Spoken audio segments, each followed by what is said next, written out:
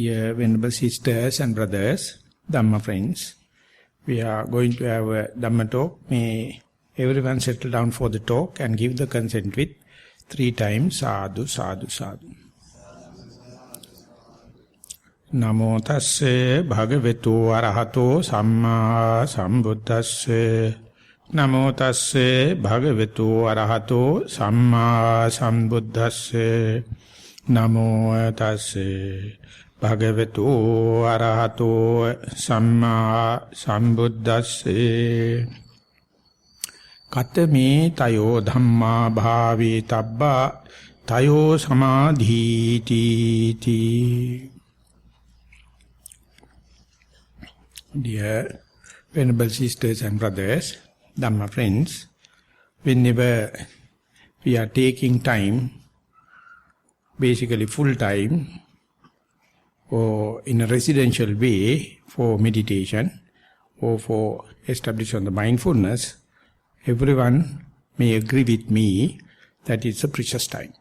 It's one of the great tasks. So therefore, whenever we take time, or full time, or residential retreat like this, we have to facilitate as a group, as well as an individual, to have the maximum benefits.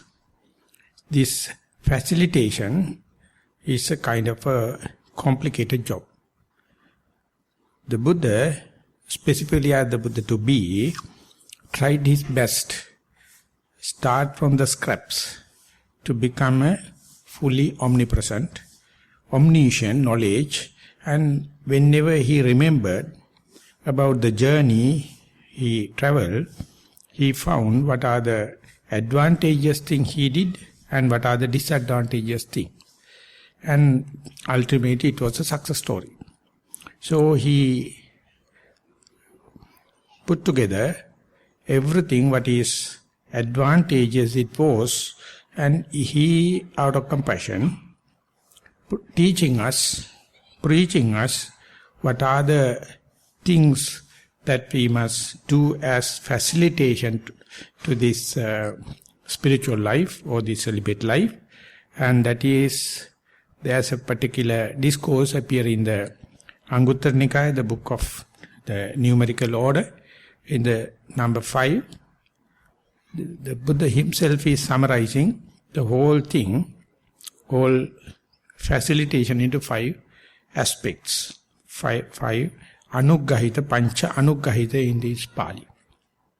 So this facilitation, first and foremost, the Buddha referring is your moral restraint. Whatever the spiritual endeavorance you are going to do, you must be abide by certain moral or the ethical rules, and otherwise your majority of time will be misused or go in waste by meddling with these ethical deeds. So therefore you must take a firm determination. I must abide by these ethical rules, or we call sikkhapada, or precepts, and analyzing, and that particular teaching of the Buddha, when Maha, one of the very great renowned teacher, came from Burma, he says Buddha never specified what is the universal rule or set of precepts one must start. So Mahasi Sayadaw is analyzing again and again. The Buddha says you must have Silanuggahita, or you must abide by precepts, by moral code, but what is the bare minimum not given. So as lay people, the basics are 5 precepts. So therefore, whenever we are living household life, we keep the 5 precepts at the norm. So therefore it's a ritual, or it's a kind of a convention, we go for 8 precepts. That means now our minds are abiding by these 8 precepts. Therefore, it is something appear very new to live in this monastic life and do away with eating in the evening and abstaining from entertainments and abiding by the normal 5 precepts. So therefore it's a kind of a refreshment kind of a thing for the mind. Because we are now living with the already abiding people, and we are also making our best to abide by 8 precepts. So other people can understand this group is with this Sila Anuggahita. So therefore they also can make a difference. This is the way we are making our mind more prepared, more energized for the spiritual quest. And the second thing is Sutta Anuggahita, something like what we do now. You have to listen completely new way how to apply the teaching of the Buddha as a full-time meditator, as a person with at least 8 precepts, and it has now pragmatic value rather than theory for the sake of theory. So therefore, the Sutta Anuggahita also part and partial in this full-time meditation. And in our day-to-day timetable, we have allocated 1 hour. And the other part is the discussion, question and answers, or interviews. So that is also to brush your experience and share with other meditators, senior meditators, and so that you can have your own doubts expressed and discussed and keep on progressing. So these 3 we do as a group. It's a common aspects. Sila Anuggahita, Sutta Anuggahita, Sakaccha Anuggahita. That means facilitate by moral code, moral abiding, and listening to the theory and discussing it. Once you are armed with, once you are acquainted with that, you go for development of the concentration or calmness and the insight. So it is happening in a individual basis. Samatha Anuggahita, Vipassana Anuggahita. So this is how you give a full meal, spiritual full meal. So now we have allocated time for Sutta Anuggahita, or theoretical understanding, or in a sense listening to the teaching of the Buddha.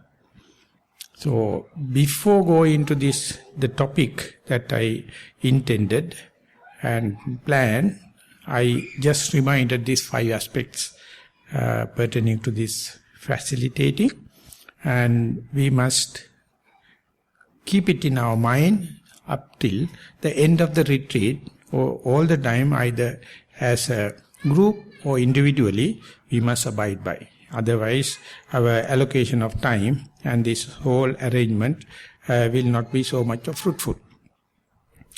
As far as the Sutta Anuggahita is concerned, as far as the listening to the Dhamma talk is concerned, I thought of quoting Dasuththara Sutta. It's the last particular sutta in the Digha Nikaya, long discourses, and it's a very specific one.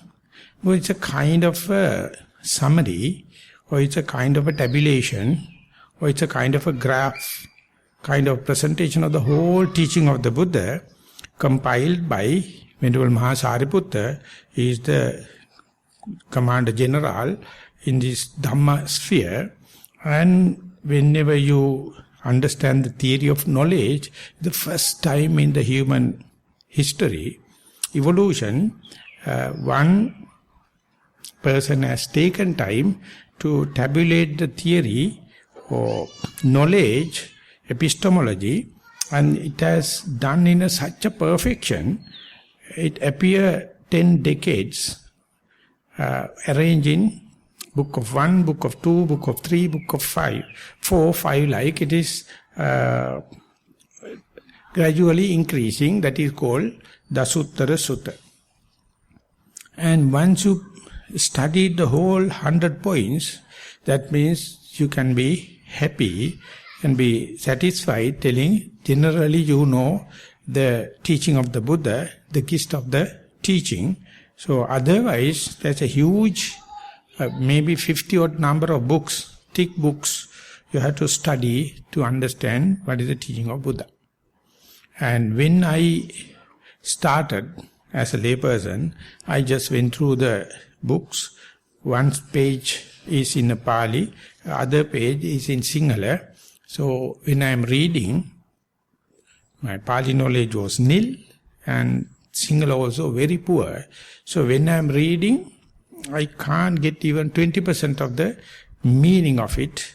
So I was reading again and again because the way I learned in the scientific understanding, which was completely new to Sri Lanka, and then reading the Tripitaka is to give a completely two dimension. This is talking about the inside go inwardly, science is talking about the outwardly. So it was interesting, but the thing was my language skill. And when I am going keep on understanding, I just wanted to know what is the gist of it, what is the crux of it. And day by day when you are reading a new discourse, it's a complete new avenue. And the next day when you are reading another discourse, another avenue. So very difficult to put into a nutshell. And later I heard even the Rhys Davis, after translating the whole text into the Pali, into English Pali Text Society, she herself has taken such a endeavorance or trial to understand what is the gist of it so that she can give it to other European people. Ultimately she concluded, difficult to take it into a one word or one sentence or in a nutshell. So I also was thinking about that. How that it comes. The other religion, we can say it's a God is the main source and God created. As far as you serve that and abiding by the God, that's it. That you can have the due respect, or Brahma, whatever it may be, or materialism. You can little bit understand, but here it is difficult. So when I go to Burma, one day, Upandita Sayadaw, he told, you can put everything into one word, that is diligence. In Pali it is called Appamada. Appamada is the best. And that term indicates everything in what the whole teaching of Buddha. So I have my due doubts whether Sayadaw is talking out of emotion or really can we put all the teaching into the Appamada. The Sayadaw himself quoted Appamadena bhikkhave sampadeta vai dhamma sankhara. That was the last word of the Buddha. So therefore it is the summary of 45 years of teaching. But I was not fully convinced. So the day I started with Dasuththara Sutta, Venerable Sariputta is asking the opening question, what are the most fruitful or advantageous single point in the teaching of the Buddha? Katame eko dhammo bahukaro. What is the most gainful or what is the most beneficial single aspect? Then he gives the answer, appamado. So therefore, Venerable Sariputta is seconding the same thing. So therefore, then onward, I had my own confidence to tell without any hesitation. Venerable Sariputta is teaching us in such a way. Then I wanted to inquire why people like Rhys Davis and others find it is difficult to put into the nutshell, into the single word, but the Venerable Sariputta very clearly indicated.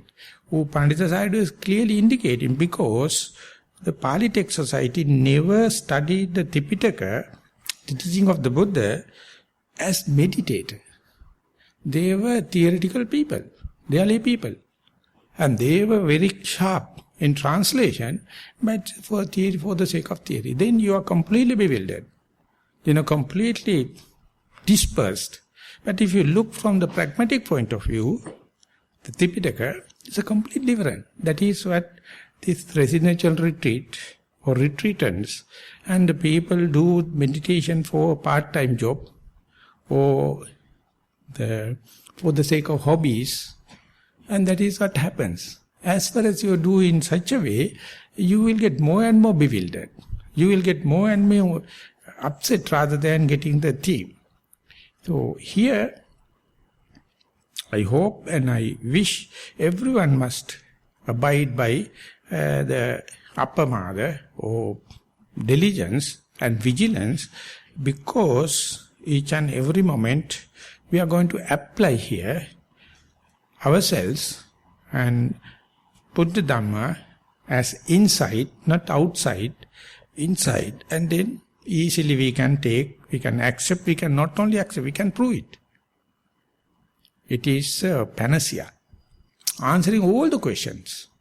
So I thought of presenting it as a unified theory. Because in the quantum physics, people are asking what is the unification theory, unified theory. They are asking for Big Bang, we are asking for a Big M theory and fabrication kind of thing. From the Buddhist point of view, we can say appamada or mindfulness is the unified theory for all the questions. But you must not look at it from the theoretical point of view. As far as you abide by mindfulness or diligence, the problem will be solved slowly, slowly. So that team is running through this sutta, Dasuththara Sutta. It says, Venerable Sariputta, Dasuththaram pavakkami dhamman nibbana pattya. He says, I will present it in such a way, it is in a growing groups from 1 to 10 of decades, and I present it in such a way, it is leading to Nibbana. It is not for the theory, for the sake of theory. So therefore, that kind of a presentation is not a simple task. It's a very, very responsible and very, very complicated thing. So we can expect Venerable Sariputta as a qualified person, and now he is presenting so far. As far as the English medium retreats are concerned, we have covered the book of 1, book of 2, and now we are in the book of 3. I started the book of 3 in Auckland for the 3-day retreats, and there Venerable Sariputta is asking, Katame tayo dhamma bahukara. What are the 3 things which is most beneficial? And he says, Sappurisa Sansevaya, Dhammanudhamma Patipatti, Kalyana Mittata, Dhammanudhamma Patipatti, and living in suitable places. And now we are going to the second. Katame tayo dhamma bhavetabba. What are the 3? Then the common answer is tayo samadhi. That means 3 kinds of concentration or 3 kinds of calmness. So we being practitioners, or rather if you are claiming ourselves as Buddhist, Venerable Sariputta says, you Buddhists must know what are the 3 things you must cultivate, develop and meditate upon. And it's a specific question. What are the 3 things you must cultivate? It's a specific question with a specific answer. There is no wavering, no bewildering, and answer is 3 kinds of concentration. Or sometimes we can say 3 kinds of calmness. And the presentation now onward, it says the first concentration, kind of concentration, savitakkam, savicharam, samadhi. The concentration which is with and applying thoughts and the discursive thoughts in vitakka and vichara. And whenever we translate these terms into English, we can't give a definite, conclusive translation, because author to author it is changing. So best thing is to read them and get your own translation, get your own the synonym, and therefore sometimes the vitakka, I just translate it as the applying thoughts, and Venerable Bhikkhu Bodhi is translating it as the thinking. Applying thought is translated, vitakka is translated as thinking. And vichara, discursive thoughts, Venerable Bhikkhu Bodhi is translating as the pondering. So now, today, we are going to study, we are going to go into what is the kind of concentration with applying thoughts and the discursive thoughts, or vitakka vichara, or thinking and pondering. So this is the first and foremost samadhi you find in this Theravada tradition, and even if you go to other traditions also, wherever they are prescribing the concentration, this is applicable. The kind of a concentration with labeling and understanding or experiencing the same object.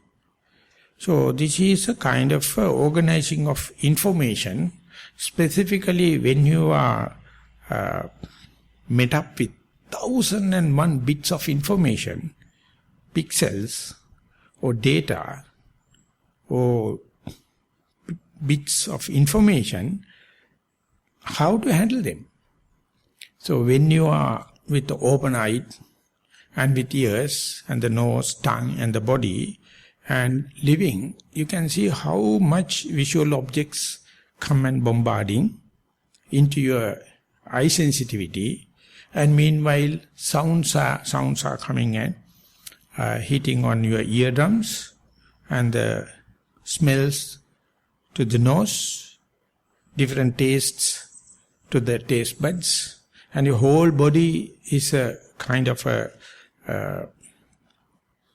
antenna touching everywhere except the hair, teeth and nails. All the others are very, very sensitive, and on top of that the mind is working and thinking and daydreaming and fantasizing, keep on doing. And imagine the amount of information come in, and everything goes to the brain, we think so, as electromagnetic current and sometimes neurotransmittant, and go and decode and put into the different faculties, eye faculty, ear, nose. And after the Second World War, they have seen some people, eye is intact, but the brain damage they can't see. Their ears are intact, but some parts of the brain damages are that they can't hear.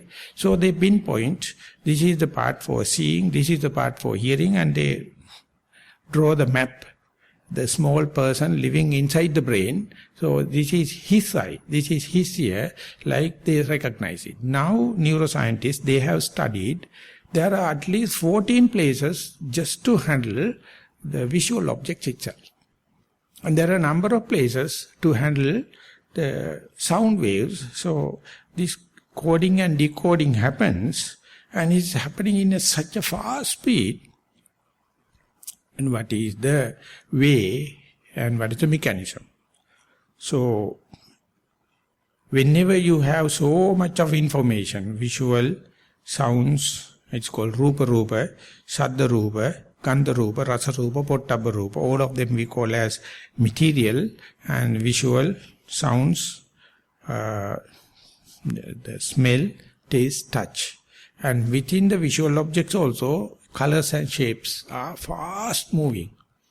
Sounds are also different sounds. And when it is happening, coming to the brain, and when they are stored, and when they decode it, how it happens. So,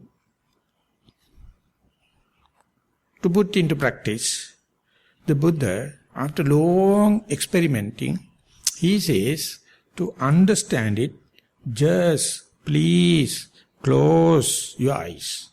Forget about the eye faculty. Don't let the visual objects to come and hit on your eye sensitivity. You are volunteering just to close it. Therefore, it is not a commandment. It's a volunteering. And the second thing is, go to a place where you can have the least amount of sounds. And the sounds means, specifically for the Westerners, the human sounds. They are the most irritating. If you go to the seashore, if the waves are happening, never mind, you can easily tolerate. We go to a waterfall, water always falling and making noise, it is not. But when the human sound, music, something happen, you get irritated. So therefore you have to go to a place as much as least amount of sounds, because in the world there is no way to close the ears. Ears are always open in each and every animal. Nose, the camel can close, other animals can't. Nose is open. But usually, when compared to the visual objects and the sounds, the smells do the least amount of distraction to the meditation. So you go to a normal atmosphere. And as far as tastes are concerned, specifically when you are in sitting and walking meditation, don't entertain any kind of tasting. So you are volunteering to close your eyes and go to a silent place and go for normal atmosphere, ambient situation, and don't taste. Not only that, don't talk. That's also related to the mouth, don't talk also. And then look at your body when it is not intentionally moving. And that is the way we try to do with this savitakka savichara samadhi, the kind of concentration with applying thoughts and the discursive thoughts. When and where the body is not intentionally moving, observe it fully diligently, fully vigilantly and mindfully. And that is the way we are going to understand the first kind of samadhi. And whenever imagine you come here and sit on your cushion and you make your body comfortable, symmetrical, and close your eyes and see, you are not intent to change your bodily posture intentionally. Maybe some other changes can happen, but they are involuntary or unconscious, and leave it aside, sympathize it, and don't do any kind of conscious movements or voluntary changes. And when you are observing, this may be the first time in your life you try to observe what is happening. Other times, always you do something. So, observing something you do and observing what is happening is the basic thing you have to understand to discriminate vitakka and vichara. Because the vitakka, the applying thought, is a kind of a tool, and that tool will be more prominent when there is no volitional activities. That tool will be more prominent when there is no willful activities. Whenever you are volitionally involved and willfully involved, vitakka become very, very weak. So therefore, make a decision, understand, give at least one minute sitting, and don't do intentional or voluntary changes in your body. Don't talk. Just see what is happening. And imagine if your mind calm and settle on your bodily posture, it indicates you are a qualified person to get enlightened in this very life. But if you can't even for a split second, can't come to the here and now, that means someone has to say, sorry, you are not qualified for meditation. So it is an acid test. You sit comfortably and with your whole good intention, try to be aware of your body. And if you can explain it, this is what I experience, even the other person can help you. So you have to understand what is the meditation and what is the non-meditation. And what is mindfulness and what is not mindfulness. And this is, you have to understand, you try to get the knowledge about the kind of concentration or kind of calmness with applying thoughts and the discursive thoughts. So what is the applying thoughts here? What is the vitakka under these circumstances? Vitakka means any signal or any object coming as visual objects mentally or real visual objects, that you have understanding, this is not my main job. My main job is to be here and now. So therefore you must avoid the visual objects. And sounds directly happening or your mind made one, they also you are not interested in. And the olfactory happening under very nose or some memory. Taste you are taking now, usually it is not advised, accepted, and maybe memories. So there you are avoiding and applying thoughts again and again to the tactile sensation. So therefore, even if you close your eyes, even if you go to a silent place, even if you are not having under the nose or olfactory sensation, even if you do not have taste here, but mind can make it. And there are mental images, sounds and everything happen. Whenever it is happening, you are not fighting with them. You don't expect them to not to come, but they are happening. And whenever they are happening, to apply your mind only to the tactile sensation, there is a task, that is you are applying your thoughts, or you think only, I am not happy much with the word thinking, only of the tactile sensation. And when and where you are successful in applying thought, that means you know amidst of all kind of bombarding signals and objects, your mind, your vitakka, or your applying thought can recognize this is coming from the bodily tactile sensation. And that is the function of the vitakka according to the commentarial exegesis. And if you can tell how it differs from the visual objects, how it differs from the sound objects, how it differs from the olfactory objects, how it differs from the taste and others, that is called vichara, pondering mind, and that is the discursive thoughts. So whenever you are sitting comfortably and you know I am sitting and I can feel the pressure points. And that indicates your mind is not carried away, bewildered with sounds and the thoughts, visual objects or smell and kind of thing. Your mind is with the tactile sensation, and you can verily explain that tactile sensation I feel in my buttock. I feel it as a heat or cold, and that means you are not only you see, you can report it, you can pinpoint it. That means you are successful in vitakka and vichara. That means there are a lot of other objects, but your mind is focused, directed to this bodily tactile sensation, and that's a kind of a skillful job.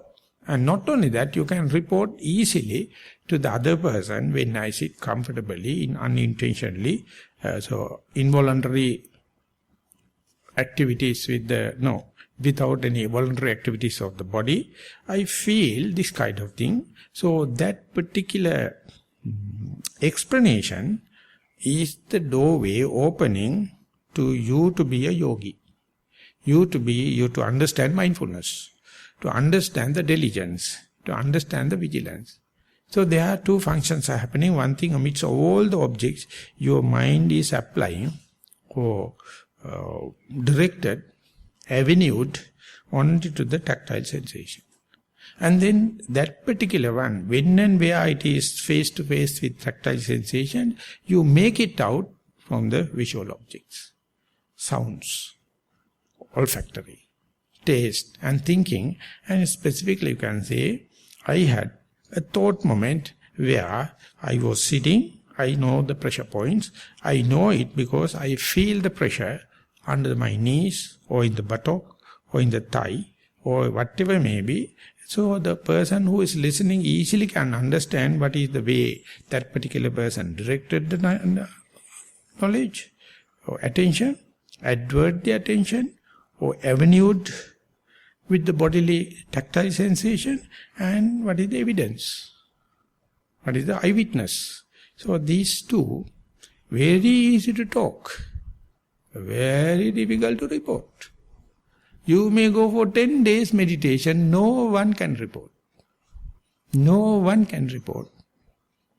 So that's a challenge.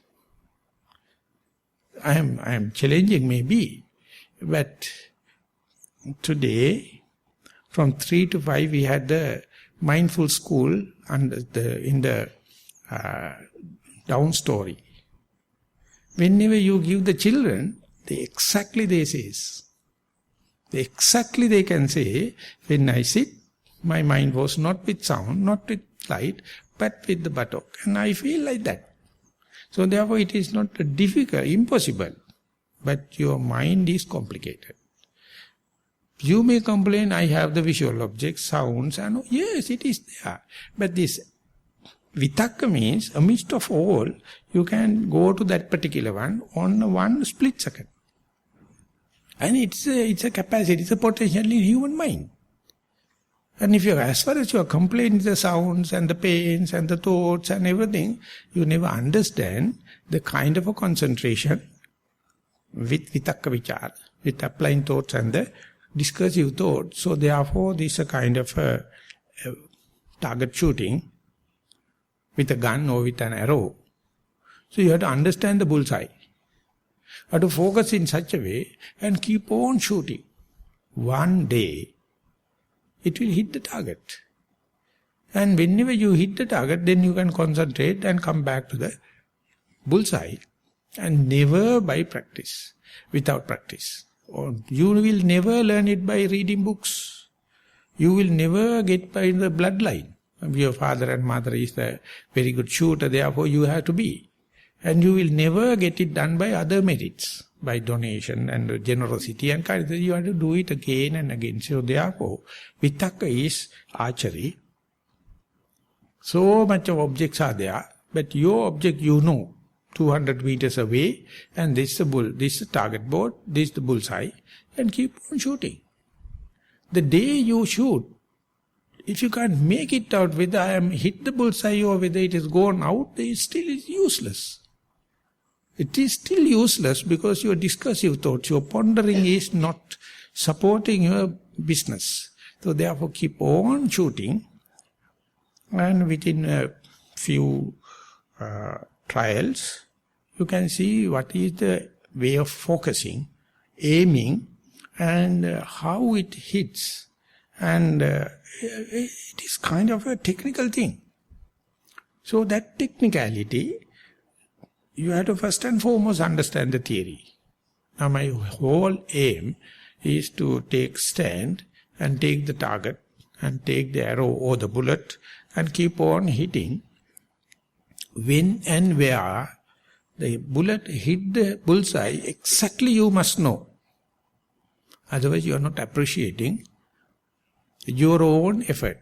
So therefore, not only shooting, but when and where the bullseye contact with the bullet, you must understand. So of course it appears like a technically more difficult task, but when and where you your mind goes and be with the primary object, so to say, or sitting posture, it's an endowment. If you shoot, you are the first person, immediately you know, now you hit the target. So it is not a thing you have to do. Whenever you hit, you can understand immediately you hit the target, but there's a slight technical aspect, so to say. Maha, maybe he is quoting from the commentaries and other exegetes, he says, keep on, you have to hit 4 times, then only you can say, I am hitting now. The first hitting, it is kind of a frills and you may miss the chance to interpret it, ponder into that. So therefore the day it is continuously hitting for split seconds, then you feel something different. You know your mind is with your body, consecutive 3, 4, 5 thought moments, and then onward, predictability, slowly you can gain. You can develop kind of a predictability. Yes, it is not all go in waste.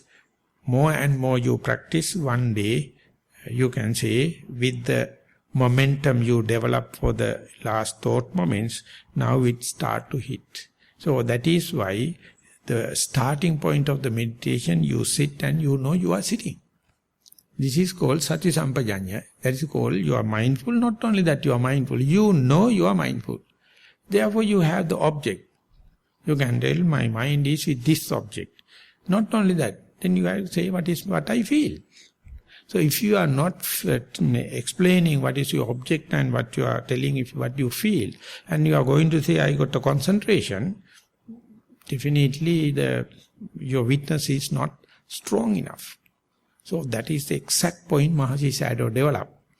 And later, Soleil is writing about the calm and insight meditation. He says, this is the crucial point whereby Buddhism went to the West, because the Western people now know what to do. They know the success and the failure, because the Mahasi Sayadaw pinpoint, this is the way. And the way the Mahasi Sayadaw presented it is, when you sit, you have sounds, you have thoughts, you have pain, and you have visual object. You note, that's what you call the vitakka, sitting. Whenever your mind knows that you are sitting, that means your noting and labeling is correct. Then you feel what does it mean by sitting, your experience, and if whenever you report, the other person can understand whether you are imagining or you are mind-made or you are brainwashing or you are hitting. And that when he communicated to the Western society, and Western people were happy because it's almost like physics, almost like target shooting, almost like archery. So they can come and report how many thought moments you can hit, and you know you are sitting. And not only that, you give your witness. What did you come to know? What is your experience? So this we tried our best to teach meditators how to report your meditation experience. But it appears like a very, very bitter medicine. No one is happy. They are very happy to say, I sit, Bante, I got concentration, I got insight, and I got this and that, and cock and bull stories. But you ask, what is your object? How did you come to know? No, I don't know. Then you have to say, they are just lullaby, they are just mystics. And the communication is not happening. That's all. That's the way you can say you have wasted your time. Not that indicate Maha system is the only system, others are wrong. But as far as we are following this Mahasi system or Dasuththara Sutta, whereby Venerable Sariputta says the first and foremost concentration is with Savitakkham Savicharam. You must know where your mind is adverted, what is avenued with, and Savicharam means you can clearly explain, delimited way, discrete way, this is the way I feel I am sitting. So easily you can say, it is not a light, it is not a sound, it is not a smell, it is not a taste, I am sitting. So explaining and writing, when Jnanarama, my teacher, used to say, whenever you experience, not the sitting, maybe in-breath and out-breath, when you are experiencing the in-breath as such, within your sitting posture, you know this is in-breath, and verily you know it is not out-breath.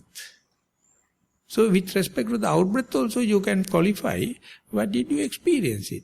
So the children understand it very quickly, very efficiently.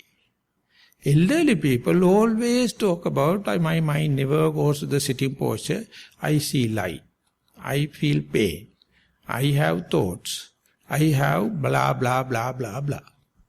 So it is the situation of everyone. But when and where it hits the sitting posture, talk only on that. Don't talk cock and bull stories. Don't talk about the bewilderment. Don't talk about the astray mind. Don't talk about the wandering thoughts. It is natural, it is everyone's. But amidst all the kind of thing, even by maybe 1 hour of sitting, if you can hit the sitting posture, and if you can clearly explain what did you come to know, and if you start with that in your writing, your 50% of your meditation is finished. It's a grave task, but this simplicity, this understanding it, again I am repeating, this is not the only way available. There may be other methods. People can start with Chittanupassana about thinking and maybe contemplating on pains. There may be. But the way, what I appreciate, what the way it worked in me is start with materiality, your sitting posture, and bring the attention as much as possible to your sitting posture. And when and where you hit the target, start the essay from that point onward and give the maximum facilitation to repeat it again and again, other than storytelling, other than fabrication, other than proliferation, complaining this and that. So if you start to complain, it's a contagious kind of disease, very difficult to take you out. So right from the beginning, understand, talk only the positive things. Talk only the success story, and later you can understand, while I am doing, the sounds are the main thing disturbing me. Or pain is the main thing disturbing me. Or thoughts are the main. So it is your personality trait. That also you have to report. Teachers do not know. But you must start with savitakkan savicharan, when and where your noting is correct, your labeling is correct. And when the mind becomes obediently go and fall calm and quiet on the object, and how did you come to know? Whenever you relate to that, whenever you communicate it, then onward, the communication takes place. Otherwise you are talk something like Greek. No one don't understand. So in the meditation groups, in the meditation interviews, you can understand how much of miscommunication.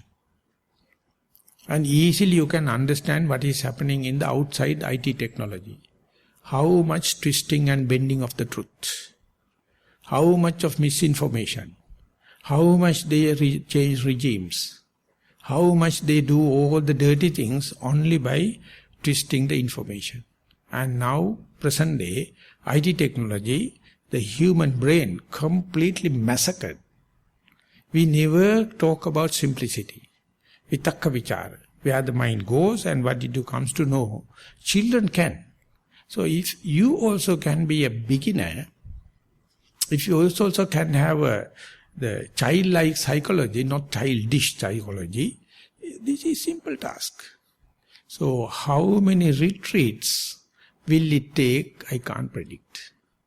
Because you never try to be a beginner. Always think about this and that theory and distracting thing and complaining this and that.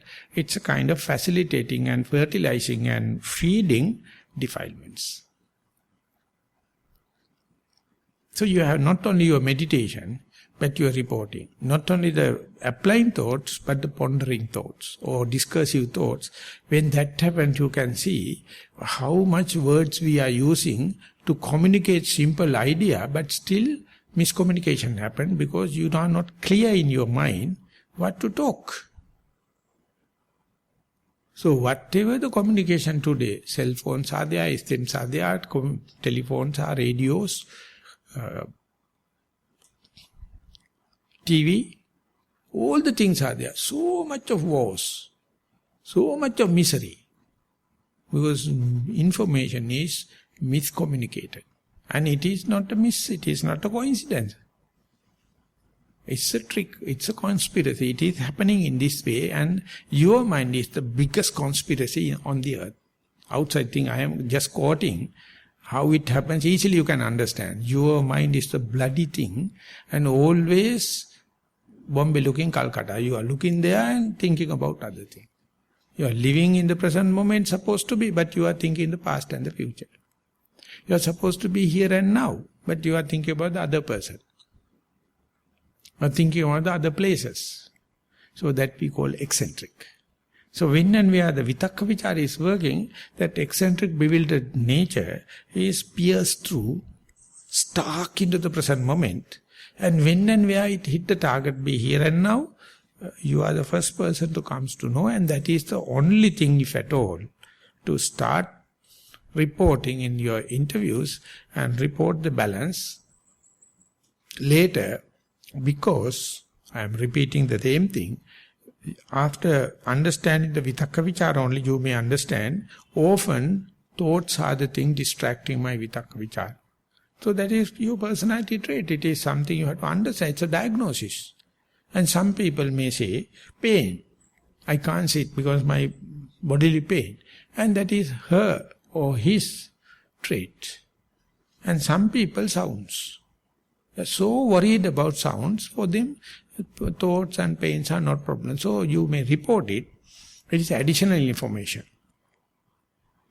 Of course, no one can do other than you yourself. So therefore you first start with the primary object, start with the success story, and then while you are try to keep that as long as possible, always have a eye to understand what is the often or common or frequent distraction.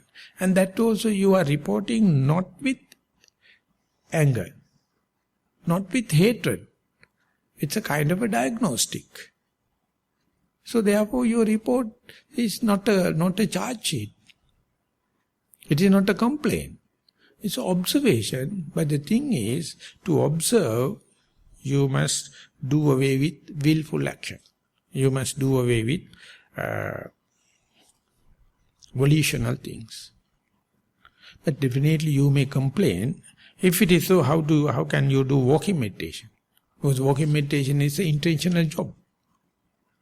So that is why we start with sitting, so that you can have closed eye and sitting posture and try to understand how to apply the vitakka vichara. And now in the walking meditation, open eye, intentionally you walk and you take this intentional activity as your primary object. Visual objects are coming and bombarding. Sounds are there.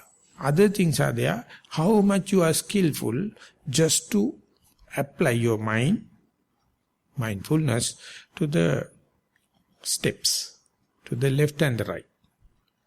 They are with one intention, and still you focus, you advert, you avenue it with only the walking.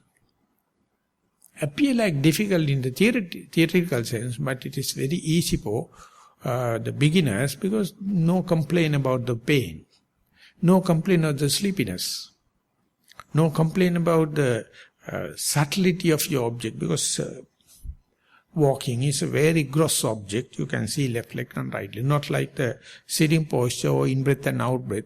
So therefore there you have a completely different combination. But the theory is the theory. Your main thing is to focus your attention. When you are keeping the left leg, you keep the attention with the left leg. And you comes to know what is the sensation of the left leg. And immediately change it to the right leg, and then you note it as right leg if you wish. And then see what is the difference. And definitely you will come out and say, not like the in-breath and out-breath, the left leg and right leg has no difference. Sure. But later you may say, when you are doing the task, your right hand and the left hand has a completely two different things. If you are a right-hander, you are only doing 90% of your task with the right hand. Left hand is not so helpful. If you are a left-hander, exactly if you are a footballer, you know which leg is you are using for the kick. So later you may understand, while you are walking, one leg is active and other leg is passive. So to understand, you have to do a lot. And project in the same way in the day-to-day activities in the meditation center. You are washing dishes and you are doing some kind of thing. What is your vitakka? Where you must advert your mind. To Mahasi Sayadaw says, whatever the intentional job you do.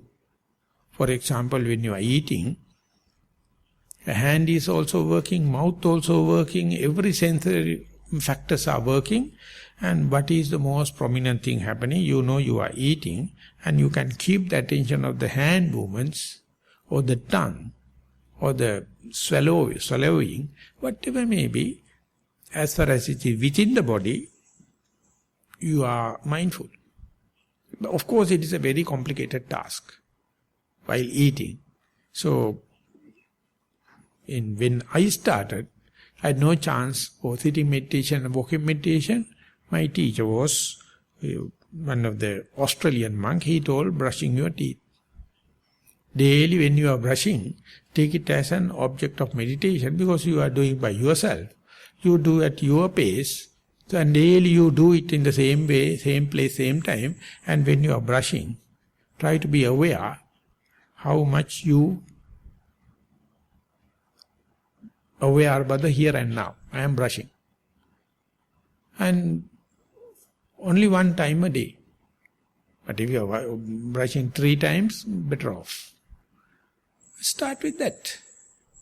So I started, and then he told, if you do not have any time for walking meditation, just take time from the academic place to the house. When you are coming, please make sure you are not chattering with someone. You are coming alone with yourself, and try to understand. It is not, of course, in the walking path and the conventional walking path, but you are walking way back home and understand how the left leg and the right leg.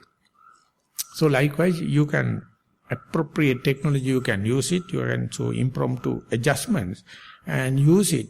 And that is as far as day-to-day activities are concerned. They are not multitasking, but 1001 objects are there. But as far as you know the adverting mind, adverting thought, you understand whatever may be, your attention is gone to that particular one. And whatever attention goes, it never come back without a touch. It never come back without the experience. Never come back without sensing it. It is not your quality, it is the body. It is humanity. So therefore, whenever you go and note something, don't come empty-handed. Just see what did you touch and how do you feel it. Hardness, stiffness, tension, movements, coldness, heat. And if you do not experience it, not that experience, if you do not ponder into that, your effort is utter waste. That means you are not, I will put it this way, if you look, you must see. If you are going to say, I look, I did not see, that is not a valid statement. So therefore, whenever the applying thought happens, it is like touching, and if you can't understand the touch, the stiffness, tension, movements like, and if you are not reporting, Pandita Sayadaw used to say, when you are answering a mathematics question paper, you have to write the question, the sum, and you have to work it out.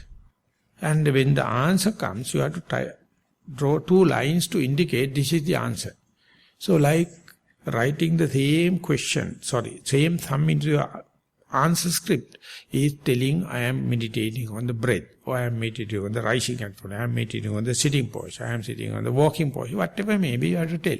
And then you have to tell, how did you work the sum? I noted left, right. I noted in breath, out breath. I noted rising and falling, and the sum ends up telling, when I keep the right leg, I felt hardness, softness, stiffness, tension, movements. At least if you can catch one, you get full marks.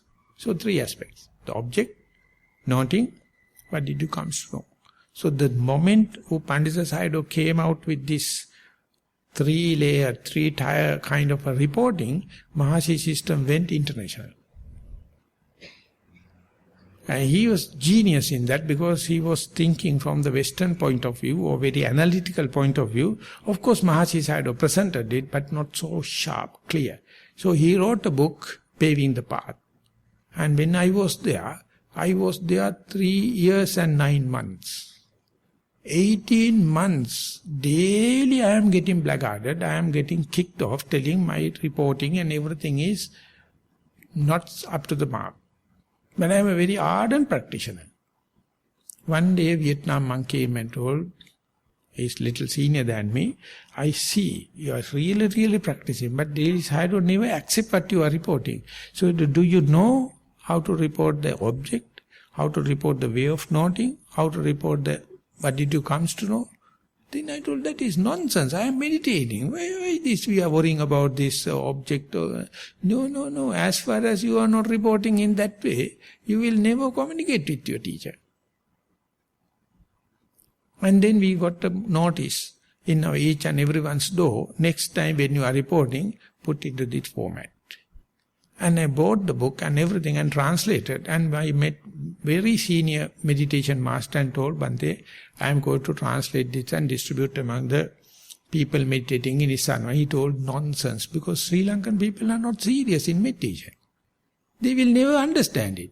I tried, it's a waste.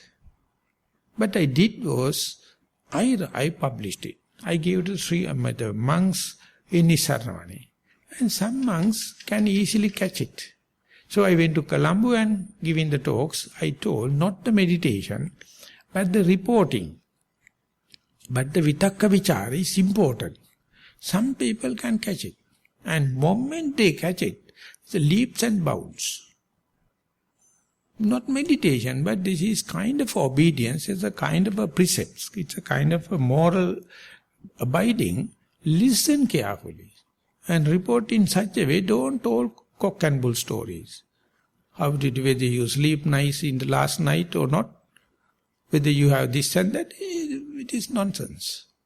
Whenever you abnute with, whenever you hit the target, start the essay from that and then onward, you will not waste your words. You know what to tell. Easily you can communicate with least amount of terms. And that is the way we can communicate with the people, but not gossiping, not chattering, not proliferating, not storytelling, not fabricating. And a lot of energy you can save. So therefore, savitakka savichara samadhi, in the samatha way, in the sense, first jhana, when you are to theoretically understand whether you enter into the jhana or when they go into the absorption, the vitakka vichara, most crucial thing, theoretically. And I know it's a helpful tool for the yogi to confirm whether I achieved something pertaining to the or related to the concentration. Vitakka vichara is very crucial. Not only that, when you are reporting, even the teacher can understand through your reporting whether you are in a kind of a absorbed jhana or access jhana. Vitakka vichara are the main thing. So, great thing in our age is, Venerable Pandita Sayadaw, without going to the samatha jhana, he explained something called vipassana jhana. He presented about 30-40 years ago, no one challenged. And there also he says the function of vitakka, the role of the vitakka and vichara, exactly, he borrowed the terms from the samatha jargon and applied it to the vipassana jhana, and people can understand as far as vitakka vichara is doing functional job, whether you go to the jhanic absorption or not, immaterial as far as the pragmatic approach is concerned. So therefore specifically people living in the very challenged life or multitasking, even if they can't go to the jhanic absorptions, if they can make sure vitakka vichara is doing their role, and I know vitakka, I know vichara, then easily you can adjust your day-to-day timetable and gain certain amount of concentration so that you are qualified to go into vipassana way. And that is very specific job. Even the Richard Davidson doing this neurological this thing, he says, only very little fraction of the population take this challenge and ready to apply themselves for this Vipassana kind of jhana, that means only the functional way of application of vitakka vichara and get the job done without claiming jhanic experience. He says, why it is only little fraction, he says he can't think about. Many people think in terms of samatha jhana and think in terms of not achieving something, and they are desperate meditators, always complaining. But there is a little fraction, they never think about the jhanic absorption or claiming this and that. They say, when and where possible, my mind applying thought is working, my discursive thought is working, and I know at that moment this is what happens.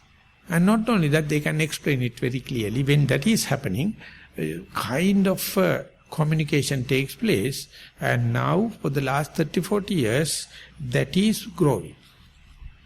And that is documented.